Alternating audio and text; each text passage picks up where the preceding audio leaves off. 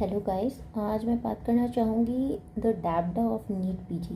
Yes, the DABDA of NEET PG before the result and after the result. ये जो DABDA है NEET PG के पहले का, denial, anger, bargaining, depression, acceptance, ये स्टार्ट तब होता है जब हम अपनी सिली मिस्टेक्स देखते हैं। लेकिन सिली मिस्टेक्स आर रियली और सिली मिस्टेक्स? नो।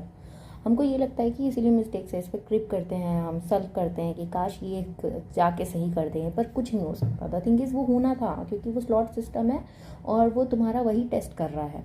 और जो टॉपर्स हैं उनका तो वो नहीं होगा, इसलिए वो टॉपर्स हैं।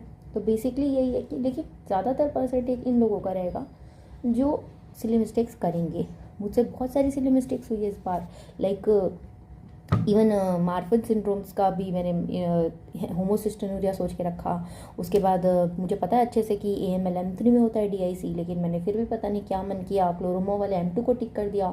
देखा भी कि ब्लीडिंग लिखी है, DIC की हिस्ट्री होनी चाहिए, लेकिन स्टिल अब क्या इसे नॉलेज की कमी बोलेंगे? नहीं, साल भर हम वो पढ़ते हैं और वो पढ़ के ही जाते हैं। लास्ट डे भी पढ़ के मैं गई होंगी।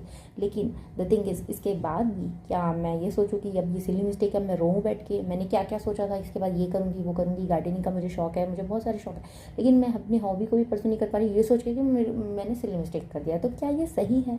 आप भी लोग बताइए, क्या ये सही है? क्या मैं रोज़ इस पर रो बैठ के मेरा रैंक चेंज हो जाएगा 12 या 13 जब भी रिजल्ट आए, और उसके बाद जो नया डाबडा चालू होगा वो रैंक का होगा?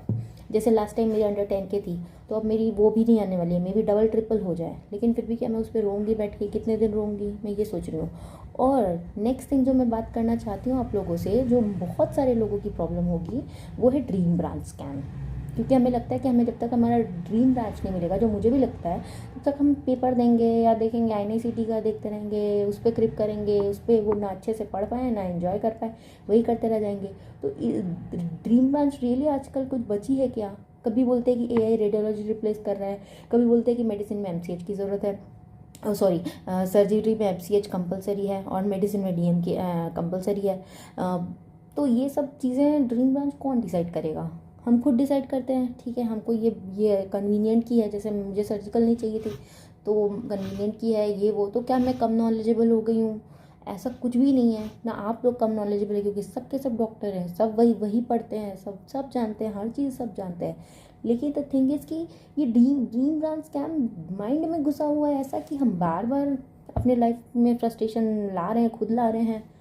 तो इसका भी कुछ करना चाहिए, क्योंकि कोई भी, हर ब्रांच की ज़रूरत है, हर ब्रांच की ज़रूरत है। क्लिनिकल की अगर मैं बात करूँ तो हर ब्रांच की ज़रूरत है, सभी को ज़रूरत है। हमको खुद अपने पेरेंट्स को दिखाएंगे तो हम किसी ना किसी ऑप्थल के लिए किसी रेडियोलॉजिस्ट को तो नहीं दिखाएंगे। तो द थिंग इज़ कि ये ड्रीम ब्रांच स्कैम ही सबसे बड़ा प्रॉब्लम करके रखा है पूरी लाइफ में। मुझे तो यही लग रहा है फ़िलहाल, क्योंकि मैं ड्रीम ब्रांच की वजह से ही बैठ के सोच रही हूँ कि नहीं, मैं इतने पे भी नहीं लूँ, इतने पे भी नहीं लूँ, रैंक अच्छे आ जा रहे हैं तो भी ना लेते हुए मैंने अब सब चीज़ क्रू कर दिया इस एग्ज़ाम में। तो मुझे ऐसा लग रहा है कि कई लोग इस चीज़ से गुजर रहे होंगे।